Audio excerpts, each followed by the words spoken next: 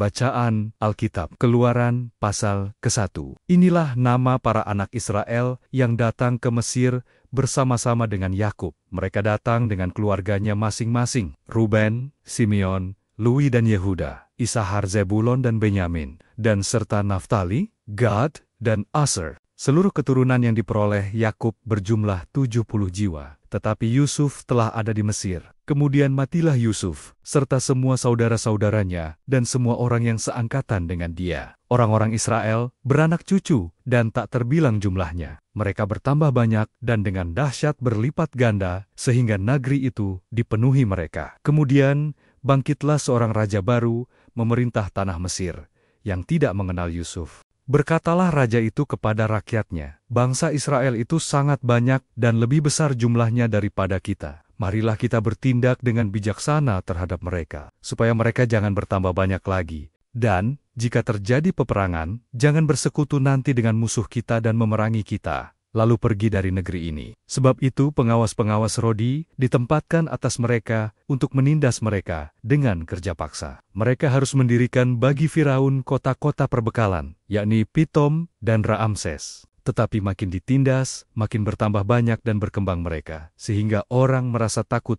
kepada orang Israel itu. Lalu dengan kejam, orang Mesir memaksa orang Israel bekerja, dan memahitkan hidup mereka dengan pekerjaan yang berat, yaitu mengerjakan tanah liat dan batu bata, dan berbagai-bagai pekerjaan di padang. Ya, segala pekerjaan yang dengan kejam dipaksakan orang Mesir kepada mereka itu, Raja Mesir juga memerintahkan kepada bidan-bidan yang menolong perempuan Ibrani. Seorang bernama Sifra, dan yang lain bernama Pua, katanya, "Apabila kamu menolong perempuan Ibrani pada waktu bersalin, kamu harus memperhatikan waktu anak itu lahir. Jika anak laki-laki, kamu harus membunuhnya, tetapi jika anak perempuan, bolehlah ia hidup." Tetapi bidan-bidan itu takut akan Allah, dan tidak melakukan seperti yang dikatakan Raja Mesir kepada mereka, dan membiarkan bayi-bayi itu hidup. Lalu Raja Mesir memanggil bidan-bidan itu, dan bertanya kepada mereka, "Mengapakah kamu berbuat demikian, membiarkan hidup bayi-bayi itu?" Jawab bidan-bidan itu kepada Firaun, "Sebab perempuan Ibrani tidak sama dengan perempuan Mesir, melainkan mereka kuat. Sebelum bidan datang,